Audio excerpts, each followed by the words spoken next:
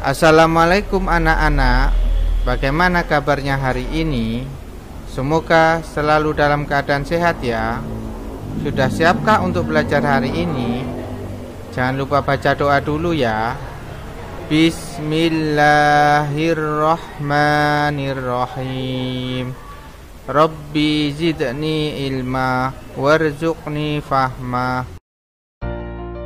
A. Berkenalan dengan lingkungan sekitar. 1. Berkenalan dengan alam. Prasejarah adalah istilah yang digunakan untuk menunjuk kepada masa di mana catatan sejarah yang tertulis belum tersedia. Zaman prasejarah dapat dikatakan bermula pada saat terbentuknya alam semesta. Namun umumnya digunakan untuk mengacu kepada masa di mana terdapat kehidupan di muka bumi di mana manusia mulai hidup. 1. Berkenalan dengan alam. Prasejarah adalah istilah yang digunakan untuk merujuk kepada masa di mana catatan sejarah yang tertulis belum tersedia. Zaman prasejarah dapat dikatakan bermula pada saat terbentuknya alam semesta. Namun umumnya digunakan untuk mengacu kepada masa di mana terdapat kehidupan di muka bumi di mana manusia mulai hidup. A. Zaman batu. Zaman batu terjadi sebelum logam dikenal dan alat-alat kebudayaan terutama terbuat dari batu di samping kayu dan tulang. Zaman batu ini diperiodisasi lagi menjadi 4 zaman antara lain sebagai berikut. 1. Paleotikum, zaman batu tua. Zaman batu tua disebut Paleolitikum sebab alat-alat batu buatan manusia masih dikerjakan secara kasar, tidak diasah atau dipolis. Apabila dilihat dari sudut mata, pencarian periode ini disebut masa food gathering atau mengumpulkan makanan. Manusianya masih hidup secara nomaden atau berpindah-pindah dan belum tahu bercocok tanam. 2. Mesolitikum, zaman batu tengah. Pada zaman Mesolitikum di Indonesia manusia hidup tidak jauh berbeda-beda dengan zaman Paleotikum, yaitu dengan berburu dan menangkap ikan. Namun manusia pada masa itu juga mulai mempunyai tempat tinggal agak tetap bercocok tanam secara sederhana. Tempat tinggal yang mereka pilih umumnya berlokasi di tepi pantai dan gua, sehingga lokasi-lokasi tersebut banyak ditemukan berkas-berkas kebudayaan manusia pada zaman itu.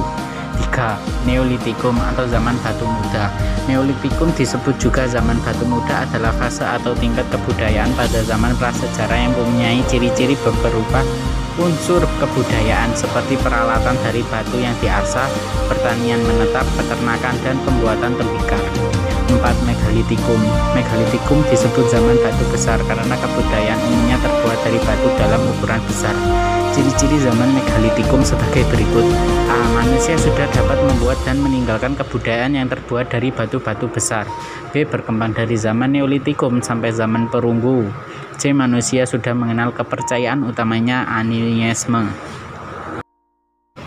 B. Pencemaran lingkungan. Pencemaran lingkungan didefinisikan sebagai perubahan faktor abiotik akibat kegiatan yang melebihi ambang batas toleransi ekosistem biotik.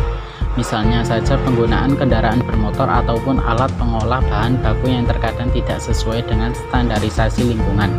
Ada 2 jenis bahan dalam pencemaran. Pencemaran lingkungan disebabkan oleh beragam faktor, namun faktor terbesarnya adalah manusia. Sadar atau tidak, kita telah berkontribusi dalam proses pencemaran lingkungan, mulai dari pertambahan jumlah penduduk yang tidak terkendali, banyaknya sumber-sumber zat pencemaran, hingga alam tidak menetralisir. Beberapa pemahaman mengenai pencemaran lingkungan yaitu sebagai berikut. 1. Jenis bahan dalam pencemaran lingkungan. Terdapat 2 jenis bahan yang menyebabkan pencemaran lingkungan. Berikut bahan yang menyebabkan pencemaran lingkungan. A. Degradable, yaitu polutan yang dapat diuraikan kembali atau dapat diturunkan sifat bahayanya ke tingkat yang dapat diterima oleh proses alam. Contohnya adalah kotoran manusia atau hewan dan limbah tumbuhan. B. Non-degradable, yaitu polutan yang tidak dapat diuraikan oleh kemampuan proses alam itu sendiri. Contohnya merkuri, timah hitam, arsenik, dan lain-lain. 2. Ciri-ciri dari polutan. Berikut ciri-ciri polutan. A. Kadarnya melebihi di atas normal, melebihi ambang batas. B. Berada pada waktu yang tidak tepat. C. Berada pada tempat yang tidak semestinya. 3. Faktor yang menyebabkan rusaknya lingkungan. Berikut merupakan faktor yang menyebabkan rusaknya lingkungan. A. Penggunaan kantong plastik secara masif. B. Pembuangan sampah dan limbah deterjen ke sungai. C. Pembuangan limbah elektronik yang tak sesuai aturan. D. Pembakaran hutan. 4. Macam-macam pencemaran lingkungan. Berikut macam-macam pencemaran lingkungan. A. Pencemaran air. Pencemaran air adalah masuknya makhluk hidup, zat, energi, atau komponen lain ke dalam air yang menyebabkan air tidak berfungsi sesuai peruntukannya. Pencemaran air merupakan kondisi air dalam keadaan normal. Ciri-ciri air tercemar antara lain warna, bau, dan rasanya berubah.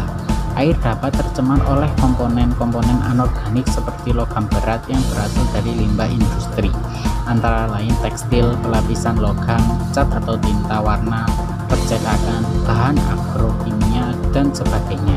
Kualitas air menentukan kehidupan di perairan laut dan sungai. Apabila perairan tercemar, maka keseimbangan ekosistem di dalamnya akan terganggu. Berikut limbah yang menyebabkan pencemaran air. 1. Limbah rumah tangga adalah limbah yang berasal dari kegiatan perumahan, pasar, perkotaan, penginapan, puing-puing, bahan bangunan, dan besi tua, bekas mesin atau kendaraan. Limbah rumah tangga berupa bahan organik, anorganik, bahan berbahaya, dan beracun atau B3.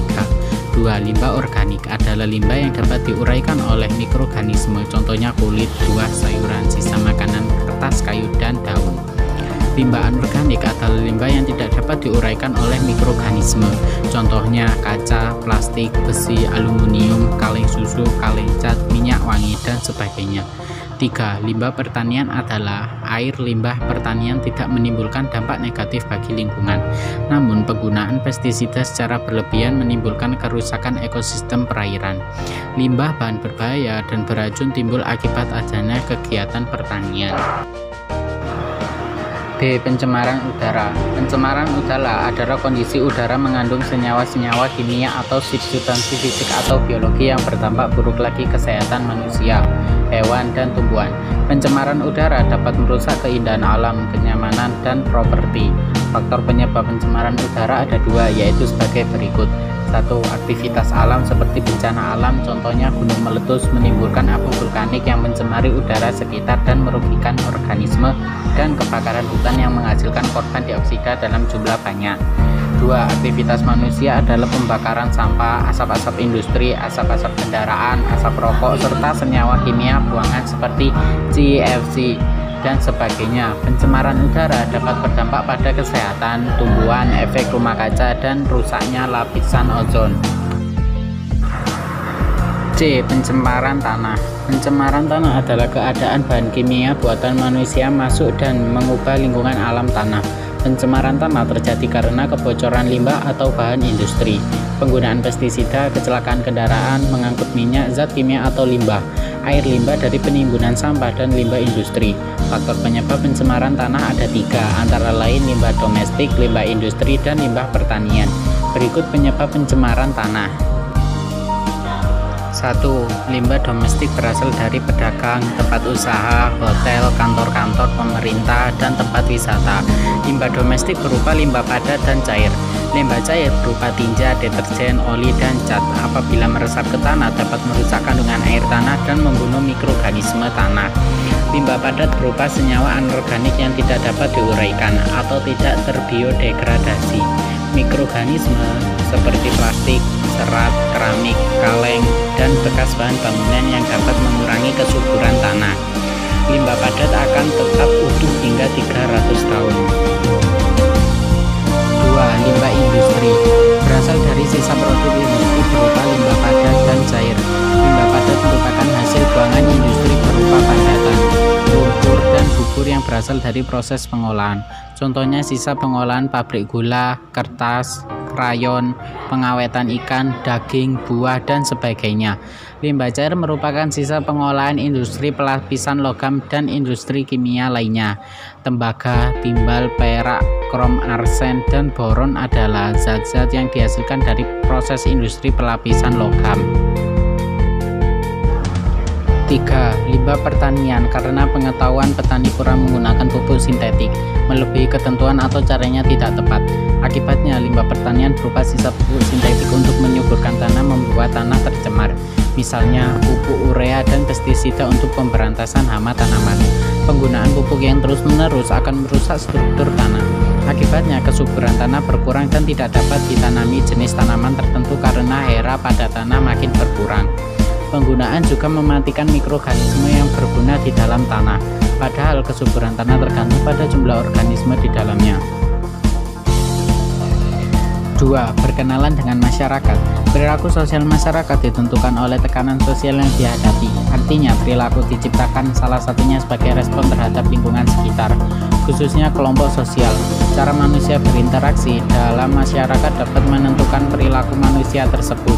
Sosialisasi berasal dari bahasa Jerman. Secara harfiah berarti proses di mana masyarakat itu terjadi. Masyarakat dapat terbentuk karena adanya interaksi, bukan adanya kelompok orang yang hanya diam. Melalui interaksi timbal balik, individu saling berhubungan dan saling mempengaruhi dan masyarakat muncul. Jika individu-individu saling berhubungan dan saling mempengaruhi, maka terbentuklah suatu masyarakat. Interaksi yang dilakukan pada suatu masyarakat sebagai berikut.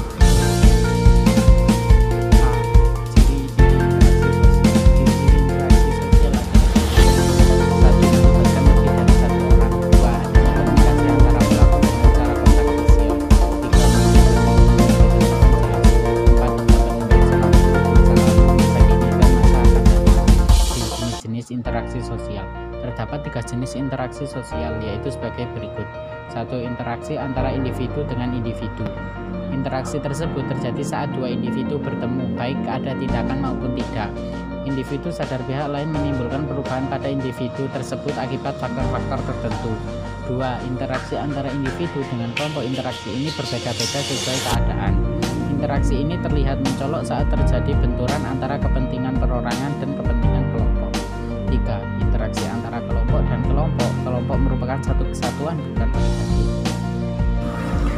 C. Faktor-faktor yang mempengaruhi interaksi sosial. Beberapa faktor yang dapat mempengaruhi interaksi sosial adalah sebagai berikut. 1. Imitasi. Imitasi dapat mendorong individu atau kelompok untuk melaksanakan perbuatan-perbuatan yang baik. 2. Sugesti dapat terjadi bila individu yang memberikan pandangan tersebut adalah orang yang berwibawa atau karena sifat authoritator. 3. Identifikasi. Dalam psikologi berarti dorongan untuk menjadi identik atau sama dengan orang lain secara lahiriah maupun batiniah. 4. Simpati adalah bentuk interaksi yang melibatkan ketertarikan individu terhadap individu lainnya. Dorongan utama simpati adalah keinginan memahami pihak lain dan bekerja sama. 5. Empati adalah perasaan yang menempatkan diri seolah berada di posisi seorang atau kelompok tertentu yang sedang mengalami suatu perasaan tertentu. 6. Motivasi adalah semangat untuk dorong yang diberikan kepada individu ke individu atau ke kelompok maupun antara individu dengan kelompok. D. Interaksi sosial. Sosial yang berarti mencakup saling kesinambungan atau bekerja sama, seperti halnya manusia merupakan makhluk sosial yang tidak bisa hidup sendiri dan akan membutuhkan orang lain. 1. Pengertian interaksi sosial. Interaksi sosial berasal dari kata interaksi, artinya tindakan yang terjadi secara dua orang atau lebih yang beraksi akan timbal balik melalui kontak langsung maupun tidak langsung. Singkatnya, interaksi sosial merupakan hubungan timbal balik antara individu maupun kelompok untuk menjalin hubungan pertemanan, diskusi, kerja sama yang diterapkan dalam kehidupan bermasyarakat.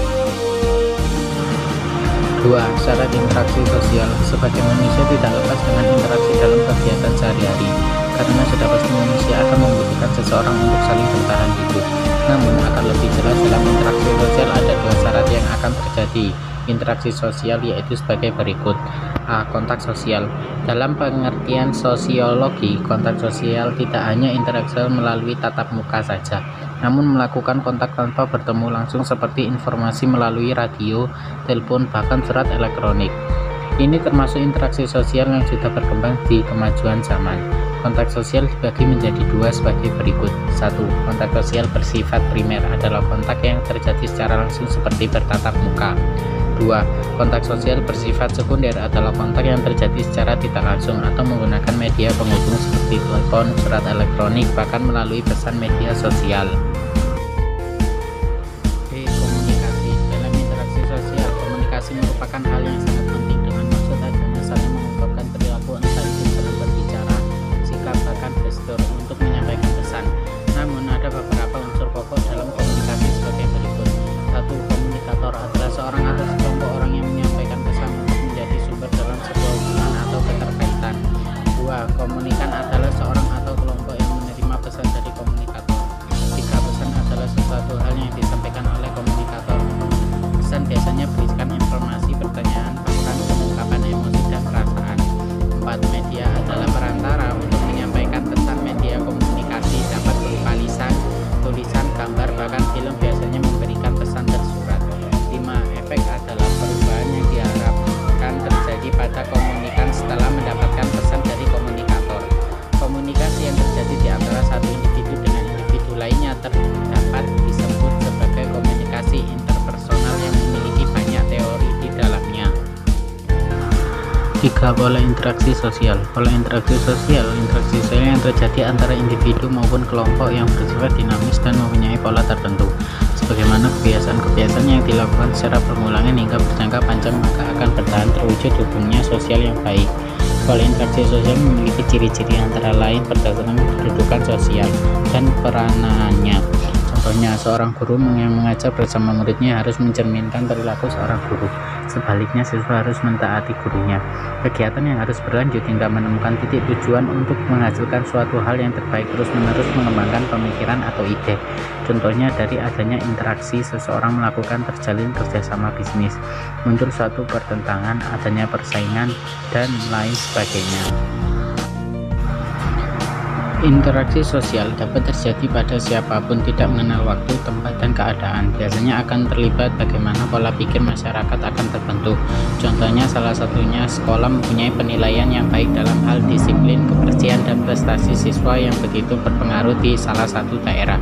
Namun, kepercayaan masyarakat pada sekolah tersebut selalu baik. Hanya saja di suatu waktu sekolah tersebut tercemar tidak baik karena kelakuan siswa yang melakukan tindakan tidak terpuji. 4. Bentuk interaksi sosial. Bentuk interaksi sosial asosiatif adalah interaksi sosial yang positif untuk mengarah kebaikan dan kerjasama dengan menciptakan suatu antara seseorang dengan yang lain untuk mencapai tujuan yang positif. Interaksi sosial asosiatif terbagi menjadi 4, yaitu sebagai berikut. A. Kerjasama. Suatu pekerjaan yang dikerjakan oleh sekelompok individu atau saling membantu yang bertujuan mewujudkan kegiatan yang positif. Dalam kehidupan selalu memerlukan bantuan orang lain, namun tetap dalam batasannya yang wajar. Contohnya seperti gotong royong antar tetangga. B. Akomodasi. Akomodasi merupakan penyesuaian diri seseorang bahkan sekelompok manusia yang sebelumnya saling bertentangan. Supaya mengatasi ketegangan antara pihak yang bertujuan dibutuhkan akomodasi. Tujuan untuk menciptakan keseimbangan interaksi sosial yang akan berkaitan dengan norma-norma lain dan nilai-nilai dalam lingkup masyarakat. Akomodasi terbagi menjadi beberapa bagian, diantaranya sebagai berikut. 1. Adjudikasi. Adjudikasi merupakan proses cara penyelesaian konflik sosial yang juga dikenal dengan akomodasi. Perselisihan ini terjadi karena interaksi sosial antar individu atau suatu kelompok dengan kelompok lainnya dengan berbagai macam cara. Contohnya dalam kasus penceraian, kasus korupsi, kasus penipuan, kasus pencemaran nama baik, kasus pembunuhan, bahkan kasus pelanggaran hak cipta. 2. Arbitrase. Upaya untuk menyelesaikan konflik dengan pihak ketiga sebagai keputusan yang mengikat tidak bisa diganggu-gugat oleh kedua pihak yang berselisih. Contohnya, seorang guru BK memberikan hukuman kepada murid yang bertengkar karena kalah pertandingan sepak bola. 3. Kompromi. Kompromi merupakan suatu upaya untuk mendapatkan kesepakatan di antara dua pihak yang berbeda pendapat atau berselisih paham. Tujuannya untuk menyelesaikan perselisihan. 4. Konsilisasi. Suatu upaya dalam penyelesaian sengketa atau perselisihan dari pihak-pihak dengan melibatkan pihak netral yang dinamakan konsilatator yang mencari titik tengah. Penyelesaian atau persetujuan yang mempertemukan keinginan dari pihak-pihak yang berselisih. 5. Mediasi. Mediasi merupakan upaya untuk menyelesaikan konflik dengan melibatkan pihak ketiga yang netral. Hampir serupa seperti arbitrase namun hanya sebagai penengah mediator. Contohnya pertikaian GAM Gerakan Aceh Merdeka dimediator oleh Swedia pada tanggal 15 Agustus 2005. 6. Stalemate. Stalemate merupakan ketika dua pihak saling mengonflik yang bertentangan. Namun konflik tersebut berhenti karena menghadapi suatu peristiwa sehingga keduanya saling berhenti untuk menyerang. Contohnya berakhirnya perang dingin antara blok barat yang dipimpin oleh Amerika dan blok timur dipimpin oleh Uni Soviet pada saat di era tahun 1990-an. C. Toleransi. Toleransi adalah sikap saling menghargai dan menghormati dalam bermasyarakat baik individu maupun berkelompok. Dalam hal ini seperti saling tolong-menolong antar sesama tanpa memandang suku, agama, ras maupun antar golongan. Hal ini dapat kita lihat pada masyarakat Indonesia yang telah menjadi warisan budaya bangsa termanifestasi ke dalam unsur budaya yang ada seperti simbol, praktik sosial, adat istiadat, dan masih banyak lagi. 7. Pembentukan karakteristik budaya daerah. Dari manakah kalian berasal? Setiap daerah tentu mempunyai kebudayaan sendiri. Jika berasal dari daerah Jawa, kalian mengenal beberapa tarian, lagu daerah, pakaian daerah, bahasa daerah, dan lain-lain dari daerah kalian berasal. Namun, ternyata daerah Jawa juga memiliki kekayaan budaya yang berbeda. Coba perhatikan daerah Yogyakarta dan Surakarta adalah dua daerah yang saling berdekatan, namun memiliki motif kain yang berbeda. Motif kain gaya Surakarta memiliki latar warna coklat, sedangkan motif kain gaya Yogyakarta memiliki motif dengan latar kain berwarna putih. Hal tersebut dikarenakan keduanya melalui proses pembuatan yang berbeda. Kain gaya Surakarta sebelum dibatik diketel terlebih dahulu hingga kain memiliki latar warna coklat. Sementara itu kain yang bergaya Yogyakarta dikemplong terlebih dahulu. Dikemplong adalah proses yang dilakukan sebelum dibatik. Kain mori dipukul-pukul terlebih dahulu dengan palu yang terbuat dari kayu. Setelah itu pola digambar dengan menggunakan pensil dan dilanjutkan dengan pembatikan dengan menggunakan malam atau lilin. Begitupun juga dengan Bali yang mempunyai khas kain batik sendiri. Dari ilustrasi tersebut dapat kalian dapatkan bahwa daerah-daerah di Indonesia memiliki kekayaan budaya yang beragam. Berkaitan dengan hal tersebut, sudahkah kalian tahu tentang budaya lokal?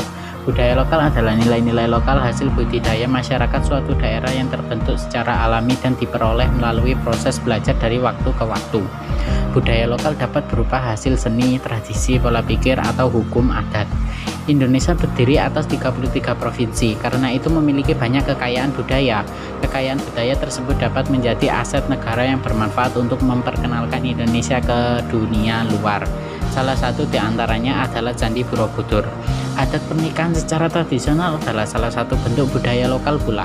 Oleh karena itu, jika ada sepasang pengantin yang berasal dari daerah yang berlainan, seringkali mengenakan busana tradisional pernikahan bergantian sesuai dengan busana daerah masing-masing mempelai. Demikian pula secara tradisional upacara pernikahan diadakan 2 kali, disesuaikan dengan upacara adat masing-masing mempelai. Bentuk lain dari budaya lokal adalah tarian tradisional. Tarian tradisional di Indonesia awalnya dipertunjukkan untuk peristiwa tertentu seperti panen, kelahiran, pemakaman, dan pernikahan. Saat ini tradisi tersebut ada yang mengalami pergeseran. Tarian dipertunjukkan untuk acara komersial. Namun demikian hal tersebut dapat menjadi salah satu sarana untuk melestarikan budaya lokal, bahkan untuk memperkenalkan budaya lokal ke tingkat yang lebih halus. Bahasa daerah juga salah satu bentuk budaya lokal. Istilah-istilah yang berasal dari bahasa daerah sesungguhnya dapat menjadi suatu kontrol sosial bagi masyarakatnya. Hal ini akan dibahas pada bab selanjutnya di dalam buku ini.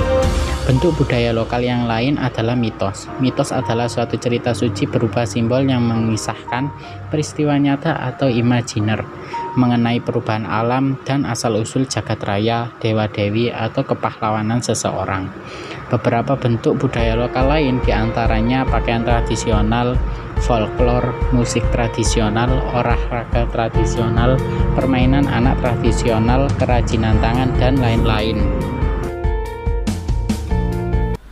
Bagaimana pembelajaran hari ini? Menyenangkan bukan? Sampai jumpa di pembelajaran selanjutnya. Wassalamualaikum warahmatullahi wabarakatuh.